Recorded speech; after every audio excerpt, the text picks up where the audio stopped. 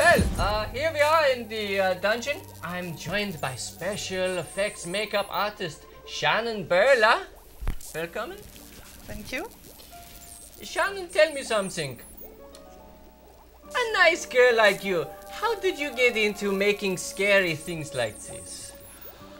I had a friend named Waylon Bacon who asked if I was interested in doing this kind of stuff and had me come over to his house one day and show me a bunch of tricks, and I just fell in love with it, and now I make monsters. You see, I hear that about Waylon Bacon all the time. Come on over, I'll show you a few tricks. So, what school did you go to?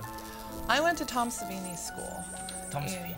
Yeah, in Pennsylvania, at Douglas Education Center. It's Tom Savini's special makeup effects program. It was 16 months long, taught by his #1 right-hand man, Jerry Gurgley, and another handful of wonderful, amazing makeup artists. I just taught you everything you need to know to get started.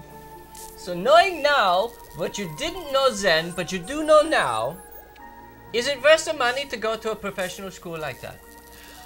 I think it is. I think that you're going to end up spending the same amount of money trying to learn it on your own with trial and error as you would to pay a professional to teach you.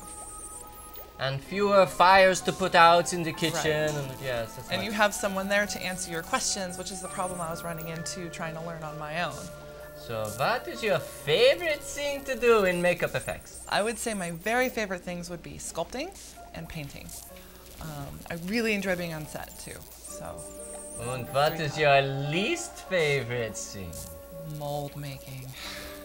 It's very tricky. If you mess it up, you got to start all over again. With the sculpt, if you mess it up really bad. So it's very stressful, and it's a long process, and it's not nearly as fun as the rest of it.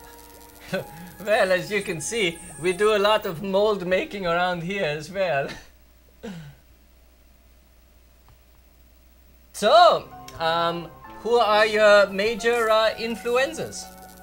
Influences? Yeah, that too. Tom Savini, of course. Jerry Gurgley, the director of my program at school.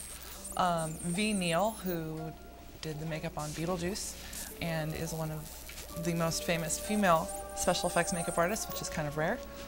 And of course, Dick Smith, who started the whole thing. Yeah, but why don't you tell us about this fellow right here? He's very creepy looking. This is my dad's Halloween mask that I made him Halloween last year. It was also one of my final projects at school. What is this cast out of? I mean, besides cast out of hell. It is latex with some hot glue. Yeah. We also got some pictures. Look at these, why don't you? All right, this first one is a makeup that I did for one of my final projects at school.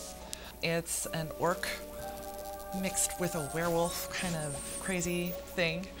This next one is it in the ad for my school. It got featured to advertise.